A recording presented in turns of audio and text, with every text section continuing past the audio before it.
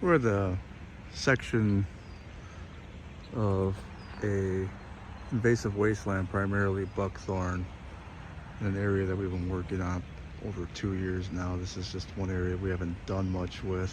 We've looked at it and tried to get a game plan that's urban setting and along a river.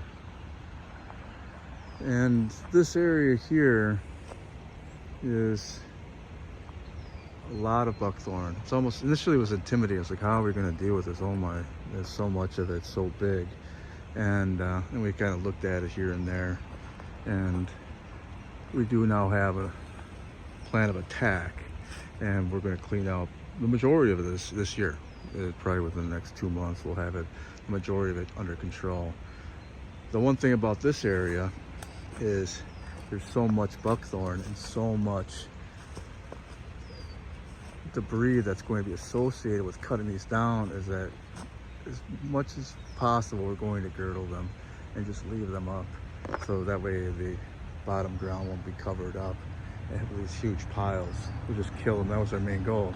The one thing about these invasive wastelands of buckthorn, these are original invaders, I believe. I mean, some of them are very, very large and take up a huge canopy. I think it's 30 feet tall, and they've got to compete. It's opened it up in here quite a bit on the bottom, and very hard to compete in here with that buckthorn shade. It's not really letting any direct light out. It's all real filtered. It's not even, occasionally you'll get some dappled light like that, and that's it.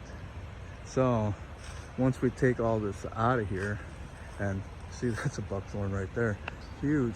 So primarily, the primary species in here is buckthorn, and underneath there are some native plants that are pretty aggressive around here. Apparently they're pretty persistent, and you'll find them throughout the areas.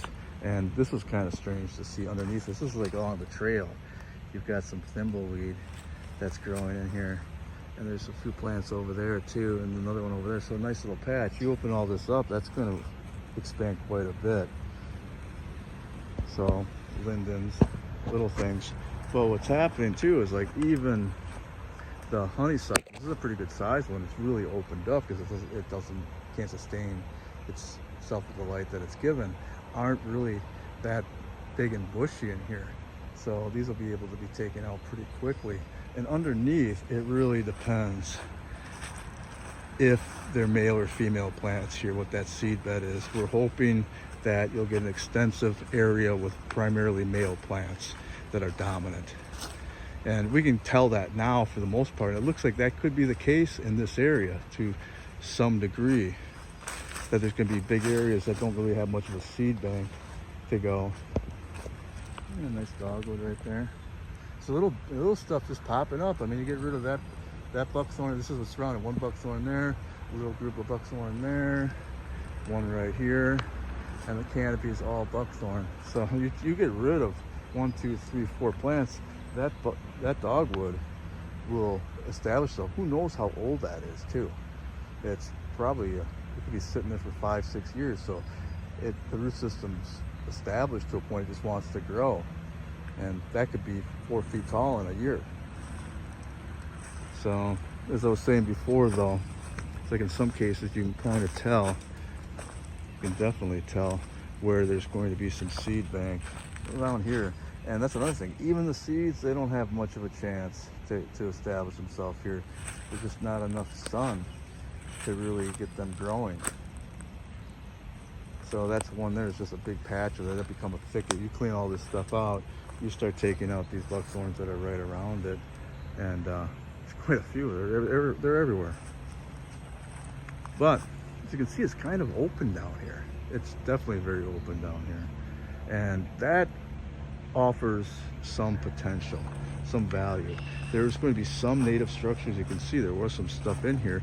As you get deeper into this buckthorn forest, there's less and less. So like right here is all seed bank. So this is obviously a female. It's huge too. It's freaking huge. And right next to it is another one, big. And 8 feet away from that, another one. So those three just sat there. They're probably dropping a lot of seed. So we'll see. We'll take a look at which ones are females and males, and get the females definitely first, because there's so many we can do that. Then we'll come back and get the males a few weeks later. So that's the problem. Once you open up the light and all those buckthorn seedlings get light, and they tap into quite a bit of water that runs down from this ridge here, and they're going to just create a thicket real fast. So this is, you cut that down, you have to deal with these this year. I mean, this year at the same time. You can't wait like, well, we'll cut this down, and 5 years later we'll come back and address this carpet of buckthorn. These things, it's just going to be one big massive thicket. There will be nothing underneath it. Right now there's really not much underneath there because of certain factors. So yeah, it's one thing to consider. A lot of linden in here. And also there's some nannyberry in here. I've seen some cranberry viburnums in here, and mayaples, little populations. Those will pop up probably pretty quickly. And it said right there, it's just, there's a wasteland. It choked everything out. There's a few things surviving. And as I was saying before, little viburnum seedling right there. If you could give it some light. And the one thing, we were affected by beetles around here, but I've noticed in the last few years there's a few skeletonized ones, particularly some stressed ones, but there's large populations that are going without being affected by them for the whole year, and they're pretty nice healthy plants. So I don't know what's going on with that. Could be a number of different factors, but I do think birds are eating them. They're eating the larvae, but I have no proof of that. And yeah, right there, all that green on that carpet is all a buckthorn thicket. So yeah, if you cut down this one and this monster, these are going to be girdled. You girdle all that down, you take the canopy back so the light reaches the floor. It's like those will explode. Yeah, right here, nasty little, just hundreds of little seedlings. And as I was saying, you have to deal with that now. Right now it's like, yeah, you could probably just mow them down, and they don't have much to sustain themselves. If you just chop them down to the ground now, you'd probably kill most of them. I mean, maybe some other ones might survive and might have a root system maybe that big, but there's no, I wouldn't think that little seedling, if you just chopped it to the ground, would have time to recover and survive winter. So yeah, just all buckthorn. Everything you see right here, anything in front of us, it's all buckthorn, except here's a linden that's farther down, but next to it it's just crowded with buckthorn. That one right there, that one has tons of seeds on it. It's female, and it goes on for quite a while. But by girdling these trees, we'll open up the canopy and stop the seed production, which is going to be the goal. This is one area that we're hoping to have under control in 12 months. The most concerning thing for me is not killing these large ones or anything that's underneath that are maybe a little bit smaller, like this buckthorn here. It's maybe 6 feet tall, 7 feet tall.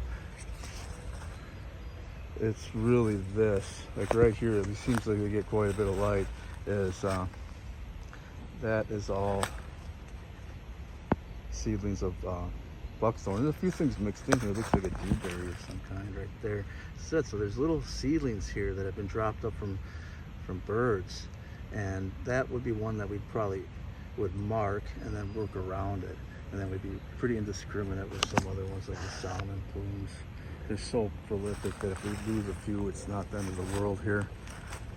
The main goal right here is to get rid of the buckthorn, but if there are plants that are not real numerous, we will go out of our way to protect them. Oh, there's another one there. Could be some kind of a currant seeds, but there's 3. Those will pop up and be very vigorous in here. So we would monitor those. And yeah, again, that one that's larger, more woody, is just surrounded by buckthorn. There, buckthorn there. On the other side, buckthorn. And then through here, some big ones. So that's promising in that regards, but these seedlings are problematic. And as I said, it's like you need to take care of those in the same year that you take care of the big ones. You do not want to let those grow in a year. I mean, you open up this canopy, and in a year, you walk away for a year. This time next year, those things are going to be 4 feet tall. There's going to be some that be 4 feet tall, maybe even bigger. but a lot will be 4 feet tall. And the little ones that are maybe a foot now are going to be 3 feet tall. And it's going to be one big carpet, and the stuff, anything that's in the middle of it is going to be lost. So that's a couple, that's definitely a key there. But one thing is salmon plumes are very prolific around here. They just set a ton of seed, and what will happen in here is like that seed bank of that is going to reestablish itself if you get rid of the buckthorn seedlings. However, as I said, if you lose a few of those in the battle against that buckthorn patch, it's like it really doesn't matter, because look at how many of them there are here. It's a very, very successful species around here, and considering that we have areas that are primarily buckthorn honeysuckle and nothing else, I mean, certain monocultures aren't really that bad. And particularly if you have large areas. The area we're working in is a 1.5 mile stretch, but the whole entire park system, or all park units combined, are over 1,200 acres. So yeah, it looks like some kind of Virginia waterleaf definitely in there. So there's the real heavy duty ones, the ones that really can compete. Yeah, a lot of zigzag goldenrod around here too, and that's really vigorous, which is good. So yeah, I could go on and on and on. We're almost at the end of the section. The other side of it has been worked on by other groups for over periods of years, so it's actually pretty decent shape. But this is a wasteland, and as you can see, there are a ton of trees. But in some cases, I mean, if we girdle these, this might be less work than having, this full of 1 inch, 1.5 inch diameter, and maybe bigger and smaller. These OGs, once you just take back that one, these 4 right here, you take back huge sections very quickly. And we're not going to stack them when we cut down the smaller stuff. 1 to 2 inch caliper that's numerous is like, yeah, we usually have a lot of debris. Here we're not going to be making debris. We're going to leave these things, the carcasses are going to be standing just barren. That's the goal here. We're not going to stack anything up, so that way it's all fresh to work on, easy to work on around here. And we're going to be spending our time killing these things instead of stacking them. So it's going to go pretty quickly compared to other sections that are about the same size that we worked on years previously. So it's a positive development. Yeah, there's a river down there. That's all buckthorn. I mean, I don't see anything. I mean, there might be something in there. So now you can see through here, more buckthorn. Primarily buckthorn here. On the edges, you're going to find the honeysuckle where it can compete with the buckthorn and get some air. But the primary invasive woody in here is buckthorn. And as I said previously, some of these are the original invaders when they came in here decades ago and got established before anything else did. And they took back the whole area. So the one thing about this, once we clean this out, is like, it's going to be substantially cleared out area. A lot of it's just going to be small. The biggest problem we have is like, it's all choked out. There's really nothing in here except for those few little things that we had pointed out before. Getting things established in here that are positive is going to be the goal. And there's a lot of area to do. So we need to establish some populations in here and keep at it. This is probably a 3-year endeavor. And right here, a really nice patch of mayapple. Quite a few of those will pop in here as we go. But as I was saying before, invasive wasteland, all choked out except for little pockets here and there.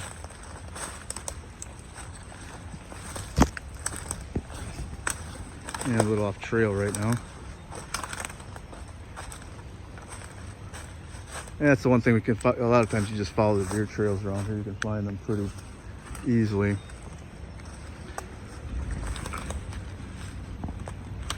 Come on, let's go.